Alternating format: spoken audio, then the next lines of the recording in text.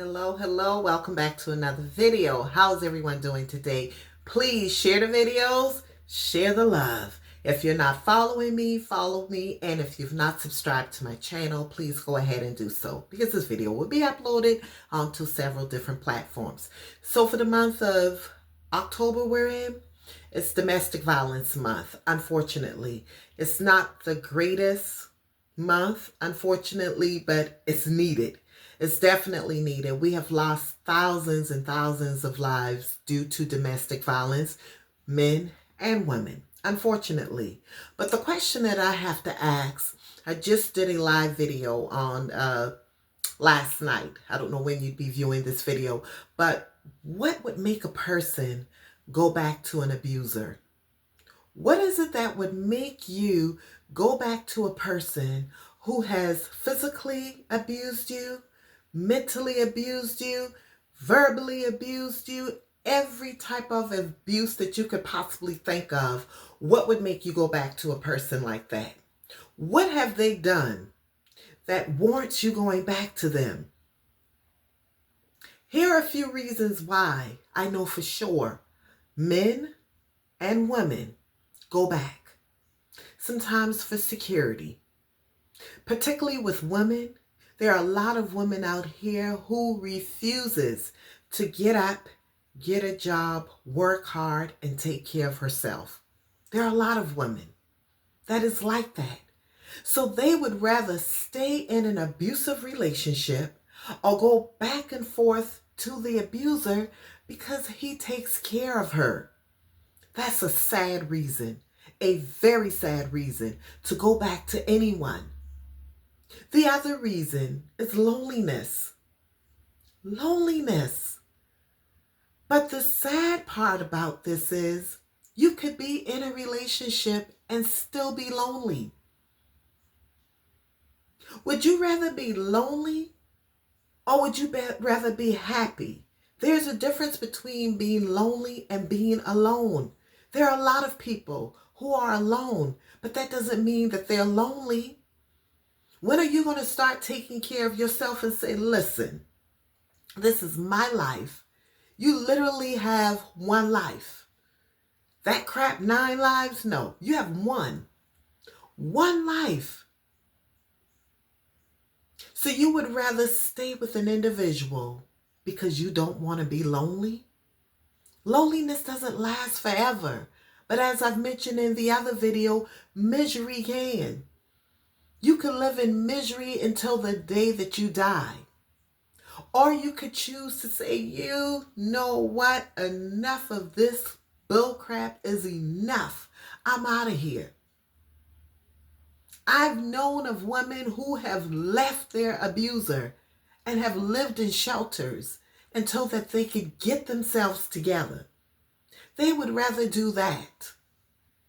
They would truly rather do that than to sit around and allow someone to continue to mentally and physically abuse them. Men, some men's self-esteem is so low, they let a woman treat them like they're nothing, like they're absolutely nothing. Why? Because he feels like he's not capable intellectually of being with someone else that's going to treat him with respect. You deserve to be loved and cherished. You do not deserve to be beat on, stomped, kicked, and all of the above.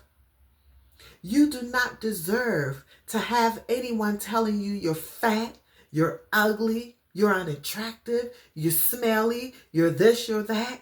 The list goes on. You were born to be loved and cherished. You weren't born for an adult to tell you as an adult, you will not eat that. You're fat. You will not eat that. Do you know how abusive that is? But yet and still, we accept it.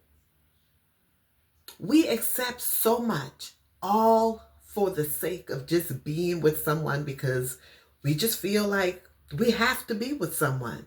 Society has made it to where Women in particular, if you're of a certain age, you should already be married. You should already have children. And then when you see your clock ticking like, oh, okay, I'm in my 50s, I'm in my 60s, and I've never been married, maybe that wasn't in the plan for you. Maybe marriage was just not in God's plan for you. Who knows? Or maybe you're that woman who feels like you have to be with someone because you got to have that baby. You have to have that child. Maybe that wasn't in God's plan for you. Maybe it wasn't. Marriage is hard work. Raising children is a huge responsibility. It's a huge responsibility. So you have to take back control of your life and understand, once again, you were born to be loved, cherished, respected, not disrespected, but we accept it. What in the world would make a woman want to go back to a man, or the opposite, when their partner has given them a sexually transmitted disease? What did he or she do different? What therapy did they go through? What program did they go through? Y'all hinge and lean towards a person. You hinge on the fact that it's a possibility. It's a possibility. It's a possibility that a lot of things could happen that may not ever happen.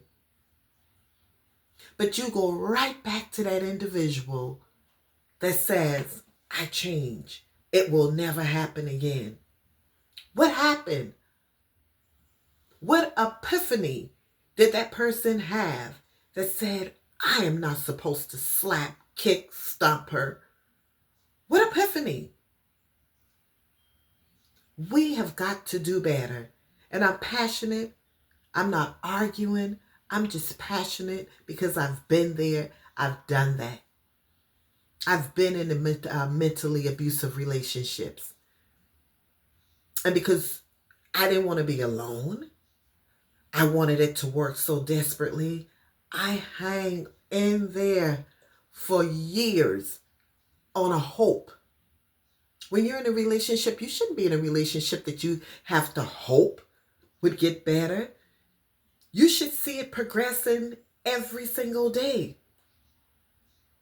You're going to have problems in your relationships, of course. We all do. But it shouldn't be physical, and it should not be mentally abusive. And it should not have any other outside entities involved. And I'm talking about physically involved where you're cheating. That's not a challenge. That's a problem. If you got a man or a woman out there cheating on you, that is not a challenge in your relationship. That is a problem. Huge difference. And you got to do something about that. But in the description, I will make sure that I provide a contact number or several. I don't know how many I have, but I will provide information so that you could seek the necessary help that you need should you find yourself in a situation like that. I am a certified life coach, but I like to consider myself to be more of a mentor, someone that I could, a person that could share information with you from a perspective of living in it, doing research, and talking to other women.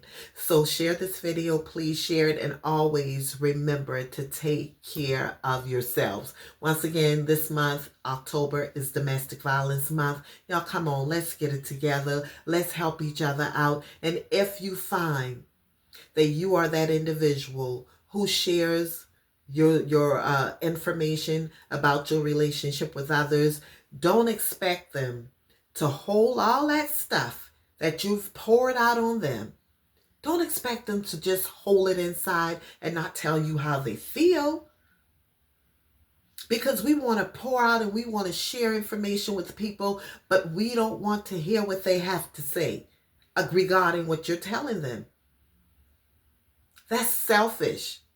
We all need someone to talk to, but if you're talking to me, trust and believe I am going to give you my honest opinion. My opinion based on what I know, based on what I experienced and based on what you're telling me. Okay? Y'all take care. Be good.